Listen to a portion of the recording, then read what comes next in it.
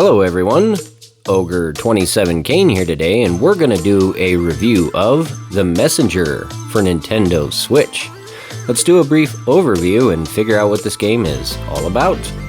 So first of all, I have to mention I am a little bit under the weather, so my voice is a little bit off. But that being said, The Messenger is a fantastic pseudo 2D side-scrolling Metroidvania-ish adventure. You play the first half the game in an 8-bit aesthetic, and as you get to a certain point, the game opens up and changes art style, and the music changes as well, into a really cool Metroidvania where you go back and explore all the levels you already beat. This is pretty interesting because you don't realize how many areas are left behind or not opened when you're playing through the first half, and the second half really does lend itself well to that Metroidvania style, and it allows you to explore a lot. Let's go ahead and hit the gameplay. So the main characteristic, of course, is this 8-bit style that you're seeing here. You play a good deal of the game through, and it's fairly decent in its length, allowing you to kind of believe that that's the majority of the adventure. Once you hit that halfway point, though, and the art style and the music and everything changes, it really does become a Metroidvania in its full sense. You go back and explore all of those levels and all the cool different little details and find all these little secrets, and it really does open up so much more to the game. There are a ton of power-ups, a ton of different reasons to go back, a ton to explore, and there is a currency that you'll pick up, as you can see here, a shop, that allows you to upgrade your character. Not only do you have these upgrades, but there are hidden things, little power seals you find throughout the game, which give you a really cool upgrade at the end. This guy right here is kind of important to the story because he's not just a shopkeeper, but he gives himself, later on, he gives away who he is. And one of the things about this adventure is seems like a Ninja Gaiden type game, but it's really not. There's so much more to it, and it's so much bigger. So let's hit the story now. So the story starts out that you're this ninja in this village, and you're at the very brink of the extinction of humanity.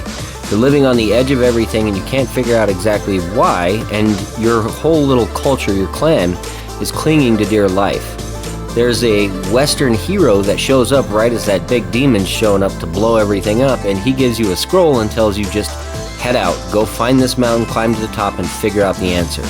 When you get to the top of the mountain and you figure out the answer, that's when the whole game changes around, and there's a bit of a time loop, if you will, to the game. What's cool is that there's really no beginning and no end other than what your character finishes with their adventure.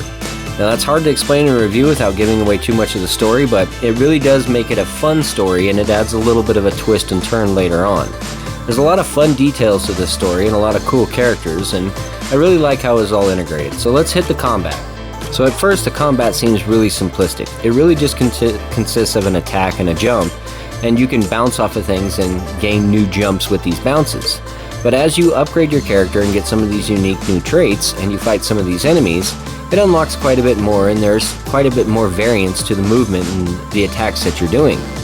Now, all in all, it's still going to have that same simplistic nature to it, as most Metroidvanias really can't go too far out of that box, being a 2D type game, but the combat does lend itself well to having full movement and momentum and control of your character, and that's really the key to it, is that the combat is fun and engaging, and it doesn't rely too heavily on little tropes or finding stupid little secrets.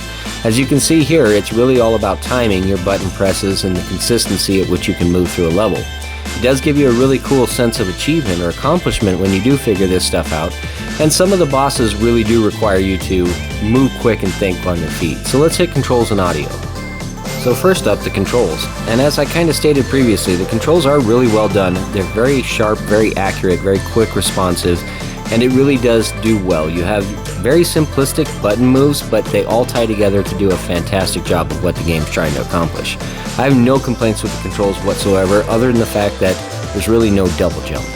Now, let's go ahead and hit the audio, because I think the audio is fantastic in this game, and I'm going to show off a piece outside of the 8-bit era, just to kind of give you an example of how much it changes from where it started.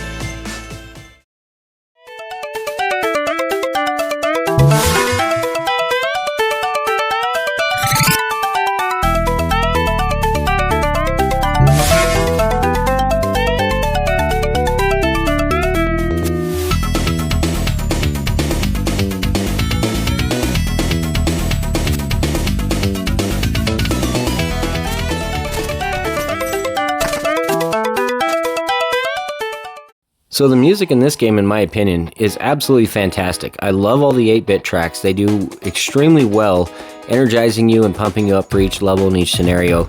And the music when you get into these eras are just as good. So let's hit graphics and animations. So the graphical style in this game truly does change quite a bit. That 8-bit era looks really good and runs really smooth and is very sharp, but when you get to this newer art style, it really shows off the game's ability to experience great backgrounds and great themes and show off some really cool enemies. And the animation is fantastic. As you can see, the character has great movement everywhere he goes. There are no frame rate dips, no issues with performance whatsoever. I truly think this game is an absolute gem. There was never an issue where I had any crashes or anything along those lines, and it really is a fantastic litmus, if you will, of how to integrate 8-bit with modern art style and show off the best aspects of it. The bosses themselves are extremely vibrant and very beautiful, and they have a lot of articulation and movement to them. So let's hit conclusion. So in conclusion, I think this game is an absolute gem, and it's worth your time and money. Yes, Limited Run did come out with a version that runs around $200, but do not spend that money on it.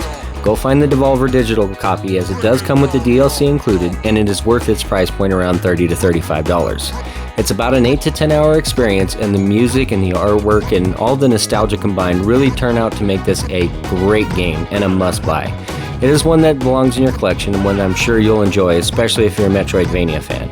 So I can't tout this game high enough. I really think you should check it out, even if you're not, just to see the artwork and style. So thank you for watching today's video. It was a blast to make. If you enjoyed this, please like and subscribe, and have a great rest of your day. This is Ogre27 Kane, signing out.